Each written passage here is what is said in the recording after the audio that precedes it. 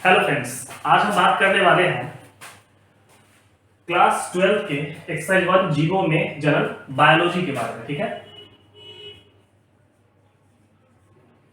आज से आपका बायोलॉजी क्लास शुरू हो गया है और आज से ही आपको प्रोवाइड किया जाएगा, एकदम समझिए कि पीरियोडिक क्लास दिया जाएगा आपको, इसमें एक के बाद एक क्लास मिलते जाएगा आपको। ठीक है, हम आज जानने वाले हैं आज बायोलॉजी क्लास में एक्सरसाइज 1। ठीक है, इसमें आपको पढ़ना है जीवों में जनन, रिप्रोडक्शन इन एनिमल।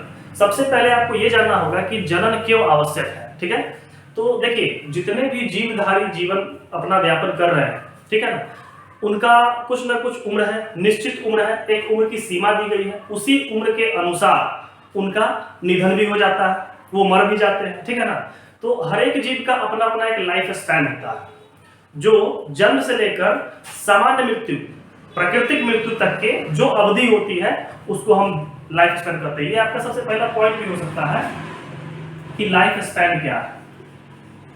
इसी को हम हिंदी में क्या कहते हैं, जीवन अवधि या जीवन काल। ठीक है, अब समझना यह है कि जीवन काल होता क्या है। तो सामान्य रूप से अगर देखा जाए तो एक जैसे मान लीजिए मनुष्य ही मान लीजिए, अगर किसी मनुष्य की जीवन की उत्पत्ति हुई है तो उसका कुछ न कुछ उम्र का निर्धारण किया गया है। ठीक है, निर्धारण किया गया है या फिर प्रकृति ने उसको निर्धारित कर दिया है। प्राकृतिक में ऑन एवरेज मानव का जीवन काल 70 साल का होता है। उससे कोई आगे भी जी सकता है, अपने स्वास्थ्य को सही रखता है, या फिर उससे पहले भी समाप्त हो सकता है। लेकिन एक ऑन एवरेज देखा जाए तो 70 साल का नेचुरल डेथ होता है। सामान्य मृत्यु जो प्राकृतिक मृत्यु है, जो प्रकृति ने तय किया है। अब जो जन्म हुआ है, जन्म से लेकर के जो समान मृत्यु है, उसी को हम क्या कहते हैं, लाइफ स्पैन कहते हैं। ये जनन का भाग नहीं है। हम ये आपको समझाने का प्रयास कर रहे हैं कि अगर कोई जीव धारी जन्म लिया है तो वो एक निश्चित सीमा काल तक रहता है। ठीक है, मनुष्य की बात की तो फिर मनुष्य को 70 साल तक के खत्म हो जाना चाहिए। अभी तक पड़ा हुआ है यहाँ पर, है ना, अभी तक यहाँ उसको हम देख पा रहे हैं। तो ऐसा क्यों होता है? तो ऐसा इसलिए होता है क्योंकि हर एक मनुष्य की अपनी जिम्मेदारी होती है कि अपने समान नई संतति को उत्पन्न करके, फिर से सुनिएगा, अपने समान नई संतति को उत्पन्न करके वो चला जाता है और अपने समान एक कॉपी पेस्ट करके चलाता है, कॉपी करके छोड़ जाता है। ठीक है ना, अब फिर उस आदमी, जैसे कि ये मान लीजिए कि ए पर्सन, ये एक आदमी था, इसने ये क्या किया, बी को उत्पन्न कर दिया और ये खुद मर गया, चूंकि इसका 70 साल पूरा हो गया। अब फिर बी किसको करेगा, सी को उत्पन्न करेगा और फिर इसका 70 साल पूरा हो गया तो ये भी मर गया। ये फिर सी डी को, डी ई को, ऐसे करते करते क्या होगा, ये पीढ़ी दर पीढ़ी अपना स्पैन चलते रहेगा, लाइफ स्पैन चलते रहेगा। ठीक है, और ये प्रक्रिया कैसे होती है, तो ये ए से जो बी आया कैसे आया, फिर बी से जो सी आया कैसे आया, यही चीज कहलाता है क्या, जनन, और इसकी प्रक्रियाएं होती है। ठीक है ना, तो सबसे पहले हम जान लेते हैं कि जनन किसे कहते हैं। ठीक है, उम्मीद करते हैं कि आपको समझ में आया होगा कि लाइफ स्पैन क्या है। ऐसे अगर आप लाइफ स्पैन का डेफिनेशन देना चाहें तो क्या हो सकता है, क्योंकि आपके एनसीईआरटी के बुक में, याद रखिएगा आप एनसीईआरटी फॉलो कर रहे हैं। ठीक है, एनसीईआरटी के बुक में लाइफ स्पैन का डेफिनेशन क्या हो सकता है, किसी जीव के जन्म से लेकर, कुछ टेक्निकल इश्यू के कारण थोड़ा सा क्लास देर हो गया, चलिए तो हम जानेंगे जीवन काल क्या है। तो किसी जीव के जन्म से लेकर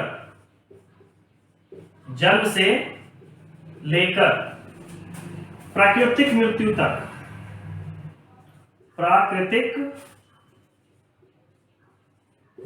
तक की अवधि को या काल को जीवन काल या जीवन अवधि कहते हैं। जीवन काल या जीवन अवधि कहते हैं। मतलब कोई भी जीव, ऐसा नहीं कि मनुष्य ही केवल, दूसरा भी कोई जीव हो सकता है। ठीक है, कुत्ता होगा, बिल्ली होगा, भैंस, बकरी, कुछ भी हो सकता है, जिसका जो लाइफ स्पैन तय किया गया है, जीवन अवधि तय किया गया है, उतना ही उसको जीना है। किसी जीव के जन्म से लेकर प्राकृतिक मृत्यु तक। अच्छा, उसके बीच में भी कभी कभी कोई अपना किसी कारणवश बीमारी की वजह से मर जाता है तो उसको काउंट नहीं करना है। उसका जो फुलफिल लाइफ स्पैन जो पूरा अंत तक जो प्रकृति के द्वारा तय किया गया उतना होना चाहिए, तभी क्या कहलाएगा, वो लाइफ स्पैन कहलाएगा। और उस लाइफ स्पैन के अंतर्गत उनके द्वारा जन्म किया जाता है। ठीक है, तो आइए देखते हैं कि जन्म की हम कैसे डिफिनेशन दे सकते हैं।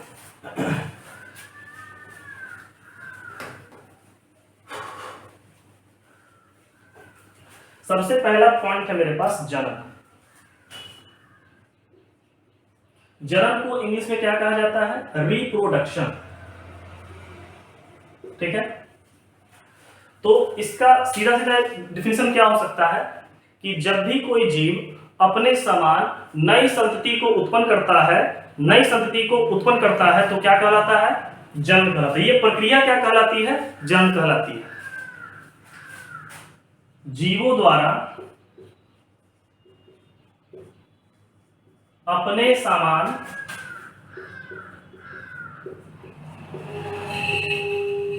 नई संतति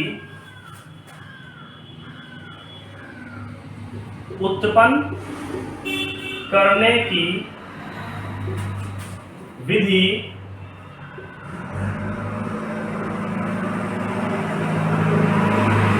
जन्म कहलाती है।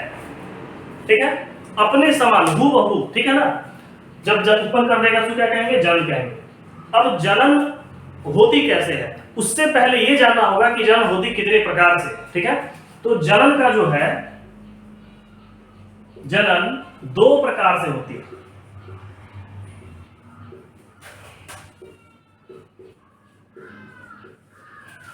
एक नंबर में होता है अलैंगिक और 2 नंबर में होता है लैंगिक। ध्यान रखिएगा आप लोग कि इसको आप नोट भी करते चलेंगे। ठीक है, आप नोट करते चलेंगे तो आपका नोट्स भी कंप्लीट होगा। हम आपको प्रॉपर मौका देंगे, पूरा मौका देंगे उतारने का, पर्याप्त मात्रा में देंगे समय उतारने का, आराम से उतारिएगा। ठीक है, लेकिन पहले आप समझने का प्रयास कीजिए। ठीक है, फिर से एक बार देखिए, जीवों द्वारा अपने समान नई संतति उत्पन्न करने की विधि जन्म कहलाती है। जन्म के 2 प्रकार होते हैं, एक होता है अलैंगिक, दूसरा होता है लैंगिक। अलैंगिक में होता है तो हम जान लेते हैं कि ये एक संतति है, एक कोई भी कोशिका है, जड़ कोशिका, कोई भी कोशिका ले लीजिए, ये अपने खंड को तो 2 भागों में तोड़ देती है, अपने आप को 2 खंडों में तोड़ देती है, 2 भागों में तोड़ देती है। ठीक है, और ये 2 भागों में तोड़कर क्या करती है, अपने आप को बांट लेती है, अपने आप को 2 भागों में बांट लेती है। इसमें एक ही पेरेंट होते हैं, एक ही पेरेंट होंगे और वो क्या करेगा, 2 भाग में टूट जाएगा। ठीक है, लेकिन लैंगिक में ऐसा नहीं होता है, इसमें 2 पेरेंट होने चाहिए, 2 पेरेंट होने चाहिए। ठीक है ना, 2 पेरेंट होंगे तब क्या होगा कि उनके द्वारा दिए गए क्रोमोसोम गुणसूत्रों से उनका नया संतति जन्म लेगा। तो हम एकाएक करके देखते हैं कि पहले अलैंगिक में कैसा प्रक्रिया होता है और बाद में लैंगिक प्रक्रिया कैसा होता है। ठीक है, यहां तक समझ आ रहा है। चलिए इसको उतार लीजिए जल्दी से, फटाफट से। यहां तक उतारा जाए तो उतार लीजिए जल्दी से।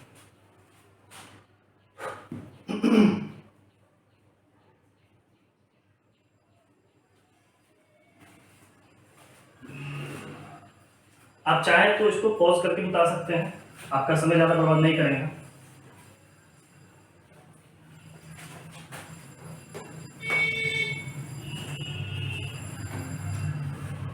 अब हम जानते हैं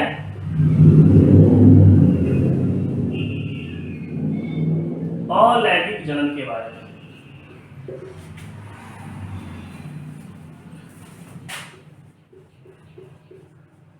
वैसा जनन जो केवल एक ही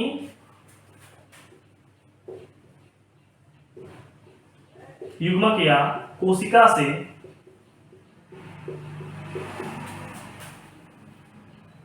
होता है, वैसा जनन जो केवल एक ही युग्मक या कोशिका से होता है और अपने ही समान नई जाति को, जाति से अच्छा होगा जीव को उत्पन्न करता है, उसे अलैंगिक जनन कहते हैं। एक सबसे बड़ी इंपॉर्टेंट चीज है यहां पर समझना कि जो अलैंगिक जनन होता है ना, कि जो जैसा है हूबहू एकदम जैसे तस, मतलब जैसा है वैसा ही हो जाएगा। जैसे मान लीजिए ना, अगर हम एक एग्जांपल लेते हैं अमीबा का। जैसे मान लीजिए कि अमीबा के भीतर में ये न्यूक्लियस होता है, इसको आप डीएनए कह लें, इसमें डीएनए होता है और बाहर वाला होता है सेल वॉल होता है, कोशिका भित्ति होती है, ठीक है ना। तो इसको अगर हम तोड़ना चाहें तो ये दो भाग में टूटेगा। कैसे टूटेगा? ये एक भाग में कुछ हिस्सा डीएनए का लेकर के इसमें चलाएगा और इसी का कुछ हिस्सा दूसरे के भाग में चलाएगा, डीएनए का कुछ हिस्सा चलाएगा, ठीक है ना। और ये टूटता कैसे है, प्रोसेस कैसे होता है, वो तो बात की बात है। हमको ये समझ लेना है कि एक जो डीएनए इसका खंडित होकर के दो भाग में टूटा और इसका सेल वॉल भी दो भाग में टूट गया, तो ये एक अमीबा दो अमीबा बट गया और इसका जो स्ट्रक्चर होगा, इसका जो स्ट्रक्चर होगा हूबहू इससे मिलेगा। थोड़ा सा भी वेरिएशन देखने को नहीं मिलेगा। टोटल का टोटल लक्षण गुण सब चीज वही समान के समान रहेगा, तभी ये क्या कहलाएगा?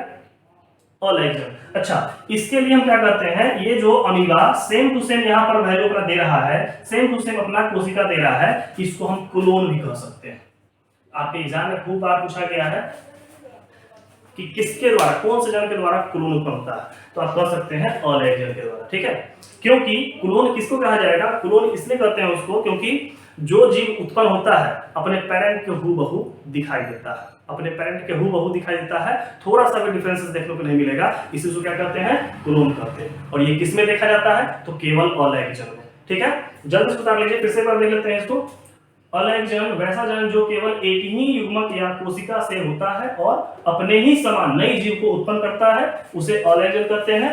इसका एग्जाम्पल क्या हो सकता है? तो एग्जाम्पल हो सकता है इसका अमीबा, लिख लीजिए अमीबा, उसके बाद में प्रोटोजोआ, जितना प्रोटोजोआ सब हो जाएगा,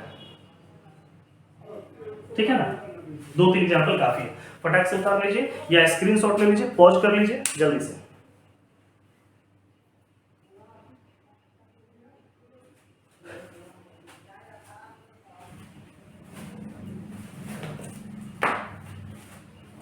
हो गया? मिटा दे, चलिए। अलैंगिक जनन के बारे में समझ में आ गया। अब इसकी कुछ प्रकारें होती हैं, प्रकार को भी देखेंगे, समझेंगे, सीखेंगे। बस आप लोग आराम से बने रहिए। समझ में अगर आ रहा है तो बहुत अच्छी बात है, नहीं समझ में आ रहा है तो प्रयास कीजिए समझने का, हम पूरा कोशिश करेंगे आपको समझाने का। चलिए, दूसरा हम देख लेते हैं वो लैंगिक जनन। लैंगिक जनन ये क्या होता है? तो देखिए, जैसे पिछले वाले जनन था अलैंगिक जनन, उसमें क्या था कि एक ही से हो जाता था काम, ठीक है ना। एक ही पेरेंट से अपना क्या हो गया, दो भाग में टूट गया, बात खत्म। जैसे देखिए यहाँ पर एक था, दो से टूट गया, इसके अंदर का न्यूक्लियस कुछ इसमें चला गया, कुछ में चला गया, फिर डेवलप होकर दो करेगा, फिर दो करेगा, ऐसे करके चला गया। लेकिन यहाँ पर एक से काम नहीं चलेगा, ठीक है। लिखेंगे वैसा जनन जिसमें दो युग्मक या कोशिका भाग लेते हैं, प्रायः लैंगिक जनन कहलाते हैं।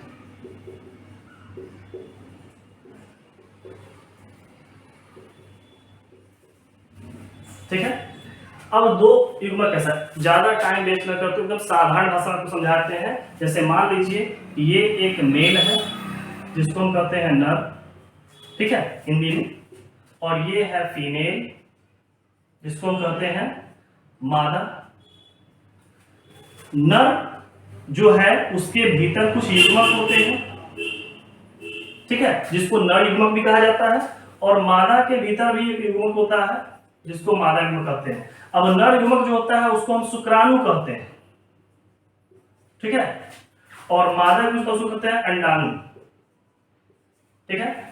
जब शुक्राणु का मिलन अंडाणु से होगा, यानी नर युग्मक का मिलन मादा युग्मक से होगा, तो ये बनाता है जाइगोट, युग्मनज। इसको इंग्लिश में कहेंगे जाइगोट, और यही जाइगोट जो है एक नई संतति को जन्म देगा। क्या करेगा, एक नई संधि को। इसका प्रोसेस होता है, क्या प्रोसेस होता है वो बात की बात है। पहले हमको ये जान लेना है कि बिना मेल और फीमेल के यानी शुक्राणु और अंडाणु को यानी नर युग्मक और मादा युग्मक के मिले बिना जाइगोट तैयार नहीं होगा।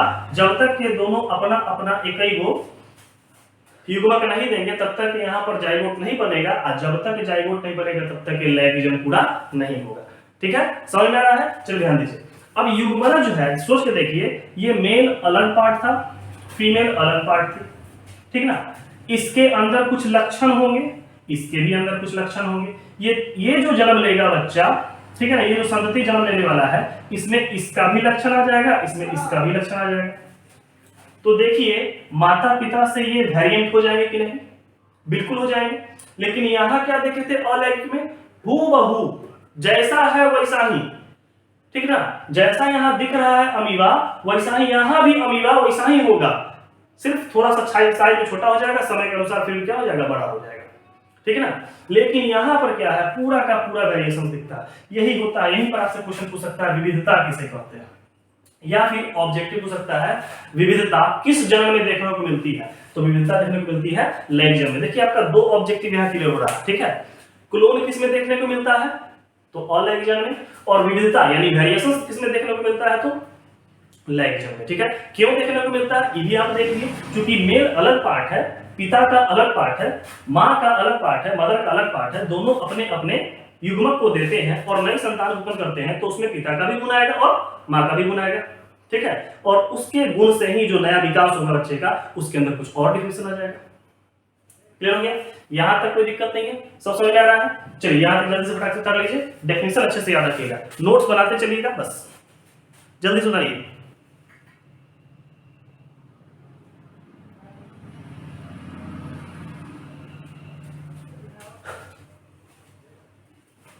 अब इसके बाद हम लोग देखिए जन्म के बारे में हम जान चुके हैं, लैंगिक जन्म क्या होता है, अलैंगिक जन्म क्या होता है, उसके बारे में अब हम जानेंगे कि लैंगिक जन्म कितने प्रकार से होते हैं और अलैंगिक जन्म कितने प्रकार से होते हैं।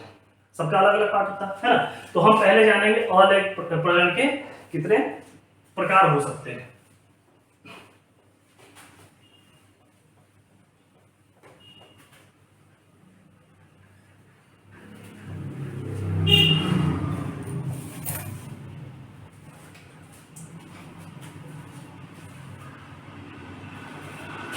देखिए सबसे पहला प्रकार है द्विविभाजन। द्विविभाजन ये अलैंगिक जन्म का प्रकार है पहला, इसको बोलते हैं बाइनरी फिजन। इसको बोलते हैं बाइनरी फिजन। इसका डेफिनेशन कैसे लिख सकते हैं, वैसा जीव जो अपने समान या अपने आप को दो समान रूप में विभाजन, वैसा जीव जो अपने आप को दो समान रूप में विभाजन करते हैं, द्विविभाजन कहलाते हैं, ठीक है। इसका सबसे अच्छा एग्जांपल होगा क्या, देखिएगा अमीबा होगा, ठीक है ना। जैसे देखिए यहाँ ध्यान से देखिएगा, समझ में आ जाएगा तुरंत। जैसे मान लीजिए कि अमीबा है, ठीक ना, ये इसका हो गया सेल वॉल, कोशिका भित्ति जो बाहरी घेरा होता है, इसके अंदर कुछ डीएनए पड़ा हुआ है। तो ये जो होता है ना, क्या होता है कि जब ये पूरा परिपक्व हो जाता है तो अपने दो भाग में ऑटोमेटिक ये क्या होता है, इससे टूटते टूटते टूटते टूटते क्या होता है कि धीरे धीरे करके दो भाग में टूट जाता है। पहले ये एक था, अब क्या होगा, धीरे धीरे धीरे धीरे अलग होगा, थोड़ा पतला होगा, कहीं एक भाग कमजोर होगा, कमजोर के बाद में क्या होगा, छूट जाएगा, छूटने के बाद में दोनों एक जगह बढ़ जाएगा। लेकिन कैसे बढ़ता है ध्यान रखिएगा, ऐसे होगा पहले, इसमें कुछ डीएनए इधर आ जाएगा, कुछ इधर चला आएगा, ठीक है, पहला स्टेप है, ठीक है। दूसरा स्टेप में थोड़ा सा और डीप हो जाएगा और इसका कुछ भाग इधर रहेगा, कुछ भाग इधर रहेगा और एक भाग जुड़ा रहेगा, ठीक है। और अगले ही क्षण क्या हो जाएगा कि ये अलग अलग हो जाएगा। स्ट्रक्चर चाहे जो भी हो सकता है, अमीबा का आप कोई भी स्ट्रक्चर लीजिए सबका सब बराबर ही कहा जाएगा, ठीक है ना। इसके अंदर फिर क्या होगा, समटा जाएगा और इसके अंदर समटा जाएगा। तो ये एक जीव था, अपने ही आप को दो भाग में बढ़ाया, बढ़ाने के बाद और पतला किया, एक कमजोर भाग बनाया, कमजोर भाग को क्या किया, दो भाग में तोड़ दिया और एक से क्या हो गया, दो भाग में टूट गया। तो ये एक अमीबा दो अमीबा बनाकर तैयार कर चुका है। ये एक अमीबा के पूरे भाग से बनने के बाद दो भाग में तैयार होने की विधि ही द्विविभाजन विधि कहलाती है। फिर से एक बार देख लीजिए, अमीबा जब अपने शरीर को दो भागों में खंडित कर देता है, अमीबा जब अपने शरीर को दो भागों में खंडित कर देता है तो उसे क्या कहते हैं, द्विविभाजन या बाइनरी फ्यूजन कहते हैं। उम्मीद है कि समझ में आ रहा होगा। इसका एग्जांपल बहुत सारा हो सकता है, अभी आपको हम क्या दिए हैं, अमीबा, ठीक है। चलिए इसको उठाइए जल्दी से। इसका एक एग्जांपल यूग्लिना भी हो सकता है, जैसे कि एग्जांपल इसका हो जाएगा अमीबा हो जाएगा, यूग्लिना हो जाएगा, प्रोटोजोआ हो जाएगा,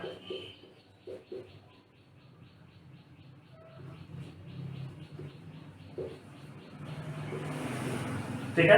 आपसे एग्जाम में पूछा जाता है द्विविभाजन का एक उदाहरण देते, क्या होगा, अमीबा। अमीबा किसका उदाहरण है द्विविभाजन, अलैंगिक जनन का, ठीक है।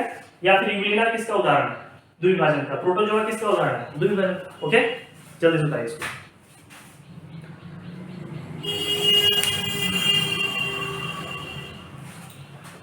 बेटा आप इसको रोक लीजिएगा, आराम से रोक करके उतार लीजिएगा, उसके बाद आगे बढ़ेगा, ठीक है। या फिर स्क्रीनशॉट ले लीजिए, सबसे अच्छा है स्क्रीनशॉट ले लिया कीजिए, ठीक है।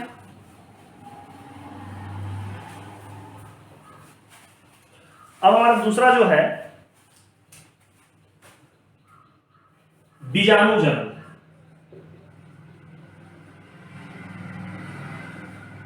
बीजाणु जनन, एस्पोरोजेनेसिस। एस्पोरोजेनेसिस नाम से पता चलता है क्या होगा कि ये अपने शरीर से बीजाणु को निकालता है और वो बीजाणु हवा के द्वारा, पानी के द्वारा या फिर किसी मनुष्य के छूने से एक जगह से दूसरी जगह चला गया, फिर वहां से क्या हो गया, डेवलप हो गया, ठीक है ना। तो बीजाणु के द्वारा जो जनन होगा उसको बीजाणु जनन कहेंगे। और वो बीजाणु कहीं ना उसी जगह पर भी हो सकता है, जिस पौधे से टूटकर गिरा है उस जगह भी हो सकता है, या फिर जिस पेड़ पौधे से टूट गिरा है वही वहां भी हो सकता है, जीवों से गिरा वो भी हो सकता है, या अलग से भी जाके हो सकता है। हालांकि हम लोग यहाँ पर पढ़ रहे हैं किसके बारे में, जीवों में जनन के बारे में, यहाँ पर जीवों के बारे में ही ज्यादा चर्चा किया जाएगा, ठीक है। तो बीजाणु जनन किसे कहते हैं, ये बीजाणु उत्पन्न करते हैं, ये बीजाणु उत्पन्न करते हैं, जिसके बाद बीजाणु पूर्ण रूप से विकसित होने के बाद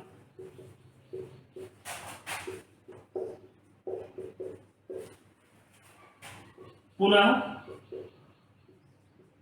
मातृ कोशिका बन जाते हैं। मतलब मातृ कोशिका का मतलब जो उसका ओरिजिनल फॉर्म है, ठीक है ना, मातृ कोशिका बन जाते हैं, ठीक है। इसका एक एग्जांपल हो सकता है पेनिसिलियम। क्या हो सकता है, पेनिसिलियम। पेनिसिलियम ये क्या होता है, जरा ध्यान दीजिएगा। जैसे मान लीजिए कि इस तरह से पेनिसिलियम का स्ट्रक्चर होता है, ठीक ना। अब जरा सोचिए, और भी होगा, इतना ही नहीं होता, बहुत होता है। इसका एक भाग टूट के गिर गया नीचे, एक भाग, तो ऐसा ही रहेगा, ठीक है। ये एक भाग टूट कर जो गिरा है ये धीरे धीरे फिर से क्या होगा, छोटा छोटा छोटा भाग बनाएगा, फिर यही भाग थोड़ा बड़ा हो जाएगा और फिर ये क्या बन जाएगा, नया मातृ कोशिका बन जाएगा। फिर इससे टूट के गिरेगा, फिर इससे टूट के गिरेगा, फिर इससे टूट के गिरेगा, ऐसे करते करते करते करते क्या होगा, बनेगा। तो हमने क्या देखा कि बीजाणु जनन में इसका एक बीज गिर करके टूट के गिरा और फिर वो आगे जाकर के बड़ा हुआ, फिर अपने समान इसी के समान बनेगा।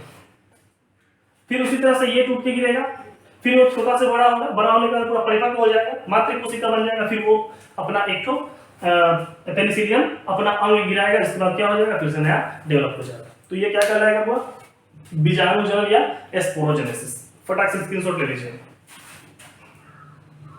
उम्मीद है कि आप लोगों को समझ में आ रहा होगा। देखिए अगर क्लास आपको समझ में आ रही है तो पहले लाइक और शेयर जरूर कीजिएगा, ठीक है। ये चीज बोलना तो उचित नहीं है क्योंकि एक शिक्षक के लिए ये चीज शोभा नहीं देता है, लेकिन मजबूरी है, करना पड़ेगा, ठीक है। अगर आप लाइक फॉलो करते हैं, सब्सक्राइब करते हैं तो फिर आगे प्रमोशन होता है। आप लोग सभी समझदार हैं, सभी जानते हैं आप लोग।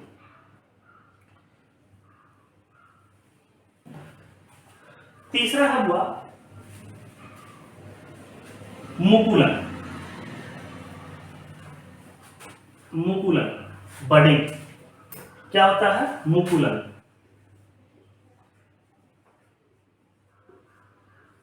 इसको बोलते हैं बडिंग। यह वैसी विधि है जिसमें मात्र कोशिका द्वारा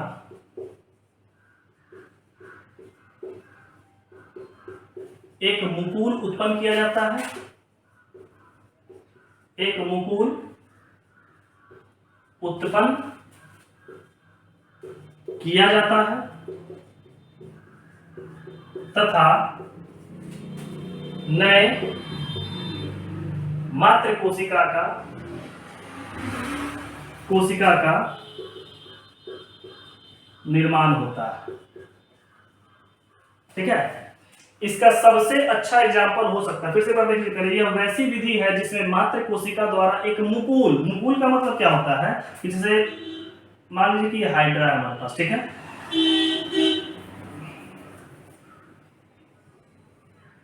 ठीक है, तो ये क्या होगा, यहां पर एक तो पंपी टाइप का आगे निकलेगा, ठीक है। और यही क्या होगा, फिर बड़ा होगा, फिर बहुत बड़ा हो जाएगा और यहां से टूट करके नीचे गिर जाएगा, ठीक है। पहले क्या था, ये हाइड्रा का फोटो आपको दिखा रहे हैं हम, ठीक है ना। और भी इसका जैसे लगा रहता है बहुत सारा, ठीक है। स्ट्रक्चर्स होते हैं इसके अलग अलग, ठीक है ना। ये डेवलप होगा उसमें रहेगा, इसके बाद आएगा सेकंड वाला स्टेज में डेवलप होता है। फिर ये बड़ा होगा, बड़ा होने के बाद इसके समान हो जाएगा और फिर टूट करके नीचे गिर जाएगा और फिर वहीं से क्या होगा, वो डेवलप होकर के बड़ा वाला हाइड्रा बन जाएगा। फिर बड़ा वाला हाइड्रा बनने के बाद छोटा वाला हाइड्रा को डेवलप करेगा, फिर छोटा वाला हाइड्रा डेवलप करेगा। ऐसे करते करते करते करते कोर्स बनेगा और ये प्रोसेस लगातार होते रहेगा। और ऐसे ही व्यवस्था को हम क्या कहते हैं, मुकुलन विधि। क्या कहते हैं, मुकुलन। इसका सबसे अच्छा एग्जाम्पल हो सकता है हाइड्रा, ठीक है। अच्छा, इसके बाद याद रखिएगा कि जो निकलता है इसी को हम क्या कहते हैं, मुकुल कहते हैं। क्या कहते हैं, हुआ मुकुल कहते हैं। इसको इंग्लिश में बर्ड कहा जाता है। क्या कहा जाता है, बर्ड कहा जाता है, ठीक है। फटाक से स्क्रीनशॉट ले लीजिए।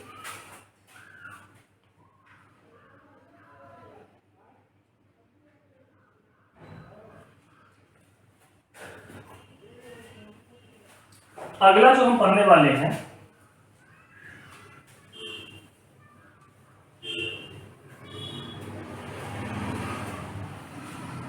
वो है विखंडन। विखंडन इसको बोलते हैं फ्रेगमेंटेशन,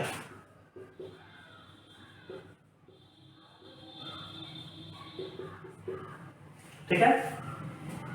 विखंडन का मतलब क्या हो सकता है, जैसे ये जीव या कोशिका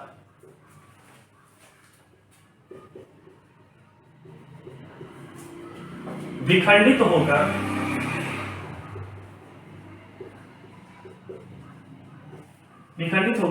जनन की प्रक्रिया पूर्ण करती है। जनन की प्रक्रिया पूर्ण करती है या मात्र कोशिका बनाती है, एक ही बात है,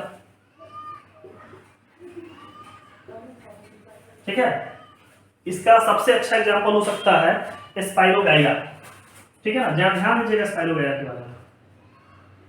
स्पाइरोगाइरा देखिए ये होता कैसा है, होता तो बहुत लंबा है लेकिन छोटा सा बना के दिखा रहे हैं आपको।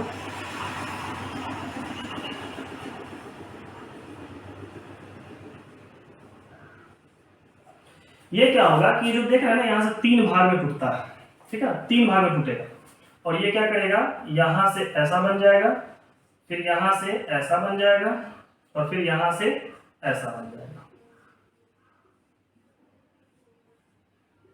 ठीक ना। 3 भाग में टूट गया, फिर ये 3 भाग परिपक्व होकर के ऐसा ही बन जाएगा, इस स्ट्रक्चर का बन जाएगा, ये ऐसा बन जाएगा।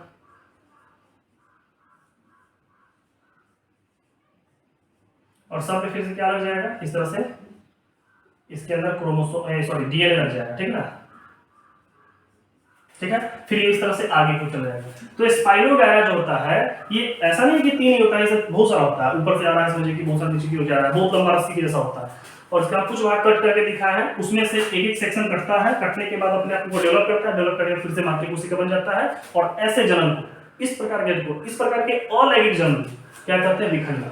क्या कहते हैं, विखंडन इंग्लिश में कहा जाता है फ्रेगमेंटेशन। इसका सबसे अच्छा एग्जांपल क्या है, तो स्पाइरोगायरा। याद रखिएगा हम एग्जांपल भी एक देते जा रहे हैं और उसका हम यहाँ पर प्रूफ भी देते जा रहे हैं ताकि आप लोग को अच्छे से कॉन्सेप्ट क्लियर हो जाए। देखिए अगर आप कंटिन्यू बने रहते हैं तो आपको हम बायोलॉजी की तैयारी बहुत अच्छे से करा रहे हैं, ठीक है। इसके बाद नंबर है फिजिक्स का, उसके बाद केमिस्ट्री का, उसकी बात हम बाद में करेंगे, पहले कुछ हद तक के बायोलॉजी कवर कर लेते हैं, ठीक है।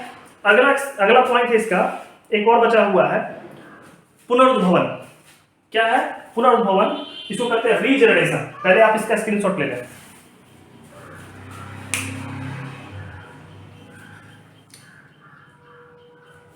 हो गया,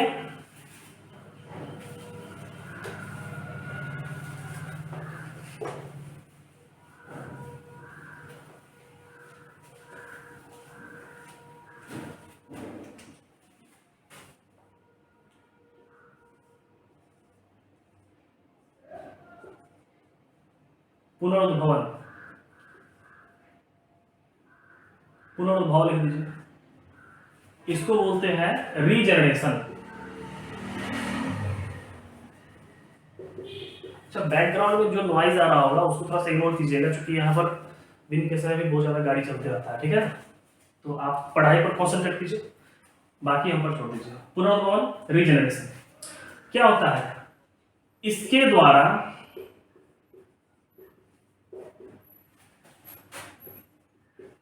जो शरीर के अंग होते हैं, शरीर के कटे हुए अंग होते हैं, शरीर के कटे हुए अंग होते हैं, उसी से नई संतति उत्पन्न होती है, नई संतति या नया जीव उत्पन्न होता है, ठीक है। इसका एक एग्जांपल हो सकता है प्लेनेरिया। प्लेनेरिया ये बड़ा खतरनाक जीव होता है, दिखने में इस तरह का होगा, ठीक है। और आप जान के हैरान हो जाएंगे कि इसको आप कितने भी भाग में काट दीजिए, ठीक है। इसका ये भाग कट करके ऐसा कुछ दिखेगा, ये भाग कट करके कुछ ऐसा दिखेगा, ये भाग कट करके कुछ ऐसा दिखेगा, ये कुछ ऐसा दिखेगा, मतलब समझ में आ रहा होगा आप लोग, ठीक ना। और ये हर एक जीव फिर से इसी रूप में आ जाएगा, ये हर एक जीव फिर से इसी रूप में आ जाएगा, फिर से यही बन जाएगा, प्लेनेरिया बन जाएगा, ठीक है ना। तो शरीर का कोई भी अंग कट गया इसका, उससे जो बचा हुआ शरीर का अंग है, जो कटा हुआ अंग है, उससे फिर से क्या बन जाएगा, व्यस्क बन जाएगा, ठीक है। आप छिपकली को देखें, है ना, छिपकली का जो पिछला हिस्सा पूंछ जो होता है उसको अगर कट कर दिया जाए, चाहे वो खुद से टूट भी जाता है तो फिर से वहां से नहीं निकल जाता है, ठीक है। तो वो भी पुनरुद्भवन का ही एक एग्जांपल है, लेकिन केवल पूंछ। अब उसका टंगड़ी काट दीजिएगा थोड़ी ना होगा कुछ, ठीक है, उसका गर्दन काट दीजिएगा कोई दिक्कत नहीं, मर जाएगा, ठीक है। उसके पूंछ को अगर कट कर दिया जाए या फिर पूंछ टूट के गिर भी जाता है तो क्या होता है कि वो फिर से वहां से नया उद्भव कर लेता है, वो उसके अंदर क्षमता होती है, ठीक है ना। तो ये जितना भी पांचों एग्जांपल है, पांचों उसका प्रकार बताया है, अलैंगिक जड़ का प्रकार है, ठीक है। अलैंगिक जड़ का प्रकार है जिसमें पांचों का पांचों आपका इंपॉर्टेंट है, हमने पांचों का डिफिनेशन भी लिखा है और उसका एग्जांपल भी दिया है, यहाँ पर प्रूफ भी दिया है कि कैसे वो होता है, ठीक है ना। अब आपको आज के लिए रहते हैं, ठीक है, और आपको कुछ वर्क दे देते हैं, ठीक है। वर्क में क्या है कि आप पांचों का फिर से एक एक एग्जांपल कमेंट बॉक्स में टाइप कर दीजिएगा, पांचों का एक एक एग्जांपल जितने भी हमने बताया है, ठीक है। द्विविभाजन, मुकुलन, विखंडन, पुनरुद्भवन, है ना, जितने भी बताया मैंने उस सब में से एक एक एग्जांपल, उसके नाम, उसके साथ उसका एग्जांपल लिख देना है, टाइप कर देना है, ठीक है। मिलते हैं फिर नेक्स्ट क्लास में, लाइक और सब्सक्राइब करना नहीं भूलिएगा।